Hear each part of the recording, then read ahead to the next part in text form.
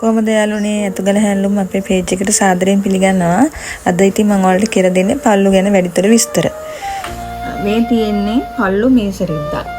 පල්ලු කියන ඩිසයින් එක ගැන මම දැන් ඉස්සරහට කියන්න යන්නේ කොහොමද කරන්නේ කියලා. මේ තියෙන වැටි 6කින් ඇදලා පල්ලු සහ ප්ලේන් කියන මිශ්‍ර වියමනක් කරපු ඩිසයින් එකක් තමයි දැන් මේ ඔයාලට පේන්න තියෙන්නේ. මේක මේසරිද්දා 54 පල්ල. පල්ලු වල තියෙන විශේෂතාවය තමයි ඒ හොඳ පිටක් කන පිටක් අපිට තෝරන්න ඕනේ නැහැ. මේ තියෙන්නේ අපි වියපු පැත්ත. මැෂින් එකේ තියලා විව්වේ මේ පැත්තෙන්. ඊට අනිත් පැත්තට කන පිටට ඇවිල්ලා තියෙන මෙන්න මේ ඩිසයින් එක. සාරියක් ඔයාලා වාටිය මහන්න නැත්නම් දෙපැත්ත මාරු කරලා ලස්සනට අඳින්න පුළුවන්. අද අඳින එක හෙට වෙන්නේ නැති වෙන්නේ. ඉතින් මේක ලස්සනයි. ලස්සන වුණාට අපි කියමුකෝ හෙඩ් පීස් එකක් පුරාවටම තව එකක් පෙන්නන්න මේ මම කරපු කුෂන් කවර්. මේකේ කුෂන් කවර් සම්පූර්ණයෙන්ම ඒරියා එක මම දාලා නැහැ ඩිසයින් එක. මේ තැන් තැන් වලින් ටික ටික කඩලා තමයි ඩිසයින් එක දාලා තියෙන්නේ. ඒකට හේතුව මේකේ පැවැත්ම රඳව ගන්න. නූල් ගියාම මේකේ මං කියවන හොඳ පිටක් කන පිටක් නැහැ කියලා. දැන් හිතන්න මේ වගේ තැනකින් කැපුමක් එදුවොත් මෙන්න මේ නූල් ලිහිලා එන්න හදනවා. ඒ හින්දා අපි කරනකොට ගොඩක් ප්ලේන් මිශ්‍ර කරලා තමයි ඒක ගන්න. සාරියක් තියෙන හැටි මම ඉස්සරහට කියන්න. සාරියකට ඔයාලා මේ විදිහට දැම්මම හරි ලස්සනයි. සාරියක හෙඩ් පීස් එක පිරෙන්න මේ විදිහට මම දැම්මම හරි ලස්සනයි. ඒත් පැවැත්ම අඩුයි. ඒ ඇයි කියලා හේතුව කියන්න. මෙන්න මේ තියෙන නූල අපි පොට ගහලා තමයි ගන්නෙ. කියන්නේ එක නූල් පොටකින් නෙමෙයි දාලා දෙන්නේ. මේ පොටවල් 6කින් දාලා තියෙන මේ කුෂන් කවර් එක. මෙතන දාලා තියෙන පොටවල් 4යි. මේට වඩා මෙතන පෙනුම අඩුයි. ඒ පෙනුම අඩු වෙන්නේ මේ අපි නූල දාන පොටවල් ගානත් එක්ක. සාරියකට අපි ඔය වැඩේ කරොත් සාරියක පැවැත්ම රඳවා ගන්න එක තමයි අපිට ලොකෝටම කෙරෙන්න ඕනේ. ඒ කියන්නේ ගොඩක් කාලයක් පාවිච්චි කරන්න සාරිය. එතකොට අපි නූල් පොටවල් ප්‍රමාණය වැඩි වුණොත් අපි පළඳින ආභරණ මේ නූල් වල පැටලිලා මේවා ඉස්සිලා එලිපිලා ගැලවිලා හැදලා යන්න පුළුවන්. ඒතකොට සාරියේ පැවැත්ම නැහැ. ඒකද මම පාවිච්චි කරලා බලලා තියෙන හින්දා කියන්නේ.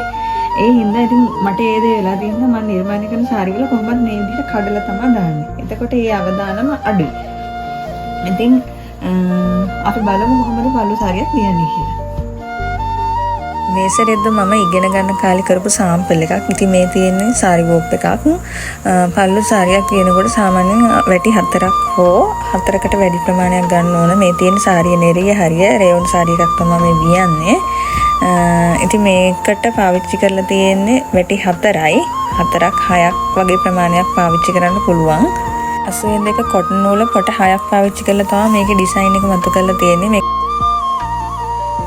වැටි ප්‍රමාණය මේ වගේ 4ක් වගේ වැඩි වෙනවා වගේම අපිට 4ක් 6ක් වගේ ගන්න පුළුවන්. අපිට පහසුයි 4ක් දාලා මේ වැඩේ කරගන්න. වැටි 4ක් වගේම පොළු ප්‍රමාණයත් වැඩි වෙනවා. මෙන්න මේ වගේ මේකේ තියෙන දැන් පොළු 6ක්. මේ පොල්ලයි ලූම් කරලා තියෙන ප්ලේන් විදිහට. අනිත් පොළු 4 ඩිසයින් එකට තමයි ලූම් කරලා කියන්නේ. මේකට කියන්නේ ලූම් කරනවා කියලා. මේක වෝප් එක යන්ත්‍රයට දාගෙන යන්ත්‍ර ගත කරගන්න මේ ලූම් එක අනිවාර්යෙන් දාන්න ඕනේ. මේකේ තමයි පොළු පෑගිල්ලෙන් තමයි ඩිසයින් එක වෙනස් වෙන්නේ. ඉතින් ඒක තමයි මේකේ සිද්ධිය. අමාරු නැහැ. ප්ලේන් වෙනවා වගේමයි. දැන් මම මේ ටික වියලා තියෙන්නේ ප්ලේන් පොළු දෙක භාවිත කරනවා. මෙන්න මේ ඩිසයින් එක ගන්න තමයි මෝස්තර පොළු ටික පාවිච්චි කරලා තියෙන්නේ. මේ මෝස්තරේ දාගෙන මෝස්තරේ පොළු වලින් දෙක කියන පොල්ල පාදලා ඉතින් මේකට අරන් තියෙන්නේ අපි කොටන් නූල් පොට 6ක් දාලා තමයි මේ අරන් තියෙන්නේ. ඒකයි මේ සාමාන්‍ය නූලට වඩා මේකේ පෙනීම වැඩි.